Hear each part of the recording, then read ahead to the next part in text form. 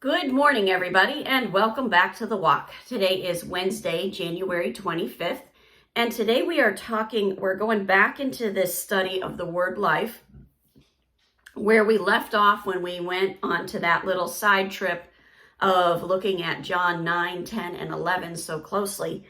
That word life in verse 11 of John 10 is that word psuche, and it means your entire life. Everything about you, your heart, your soul, all of that.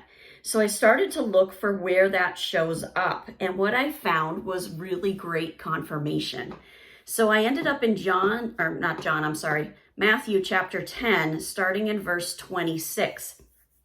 And this is where Jesus is talking. Now, in this passage, we've got John 26 to 33, which is divided up in our Bibles with a subtitle that says, "Have no fear." And then we've got 34 to 39 with a subtitle that says, "Not peace, but a sword." I find it very interesting that these two passages follow each other. And that's not an accident. God's very intentional about the things he does and what he shows us. So it's interesting that we're first encouraged to have no fear. And then we find that this is a spiritual battle, that sword should be in our hands, that Jesus didn't just come to bring peace. He also came to bring, didn't come to bring peace, but a sword. So as we look at this, I really want you to notice how the word life, that psuche, is translated in the two passages, because they are two entirely different words. If you didn't go to the Greek, you would not know that they were originally the same word. So in Matthew 10:26, it says, "So have no fear of them, for nothing is covered that will not be revealed, or hidden that will not be known. What I tell you in the dark, say in the light, and what you hear whispered, proclaim on the housetops. And do not fear those who kill the body, but cannot kill the soul." That word soul is psuche. "Rather, fear him who can destroy both soul and body in hell." So he's basically saying, keep in mind that people are going to put you down. They can't take away your soul.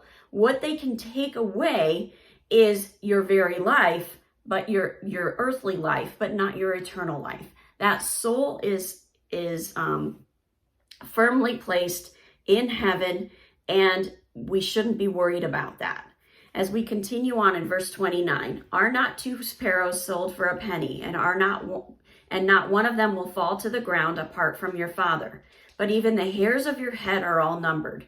Fear not, therefore, you are of more value than many sparrows. So everyone who acknowledges me before men, I also will acknowledge before my Father who is in heaven. But whoever denies me before men, I also will deny before my Father who is in heaven."